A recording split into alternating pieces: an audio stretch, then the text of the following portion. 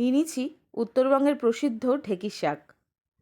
যে এই শাক খেয়েছে সে কিন্তু এই শাকের প্রেমে পড়ে গেছে, এইটুকু বলতে পারি আমি।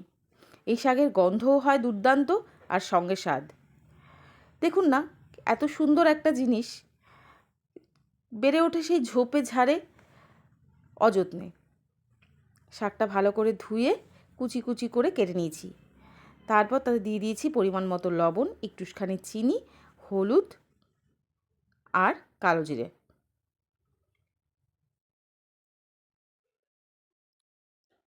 আর আমি নিয়ে নিয়েছি 3 চামচ মতো চালের গুঁড়ো আর 3 চামচ মতো ময়দা। আপনারা চাইলে এখানে বেসন দিতেই পারেন, কিন্তু আমি আজকে বেসন দিচ্ছি না। একটু জল দিয়ে দিয়ে ভালো করে এটাকে মেখে নেব। মেখে একটু রেস্টেও রেখে দেব, এই 10-15 মিনিট, তাহলেই হবে।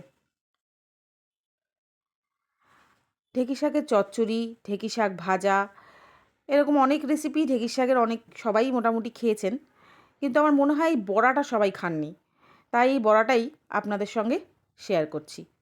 নিয়ে নিয়েছি একটা প্যানে সর্ষের তেল। আমার মনে হয় এই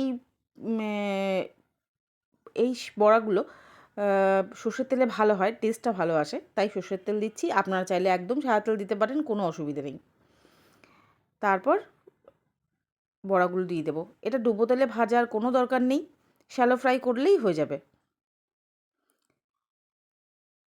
মিনিট 3 রেখে তারপর বড়াগুলোকে উল্টে দিচ্ছি।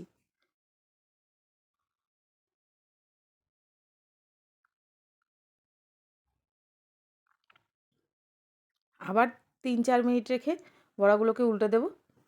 আবার ঠিক এই পর্যায়ে আপনারা কিন্তু হাফ ডান করেও রাখতে পারেন। পরে আবার ঠিক খাবার আগে আগে একটু গরম করে আবার একটু ভালো করে ভেজে নেবেন, তাহলেই হয়ে যাবে। আপনারা ফ্রিজে রেখেও দিতে পারেন, 2-3 দিন পরে আবার সেটা বের করে খেতে পারেন, কোনো অসুবিধে নেই। আমিও কিন্তু সেটাই করেছি, কিছুটা বড়া তুলে রেখে দিয়েছি। আর এক্ষুনি আপনাদেরকে দেখানোর জন্যই বলতে পারেন, কিছুটা বড়া আমি ফুল ডান করে ভেজে নিচ্ছি।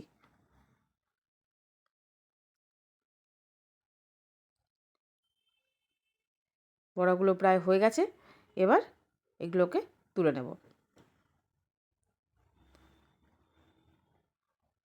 গরম ভাত, কাতল মাছের কালিয়া আর এই বড়া, আহ স্বর্গীয়।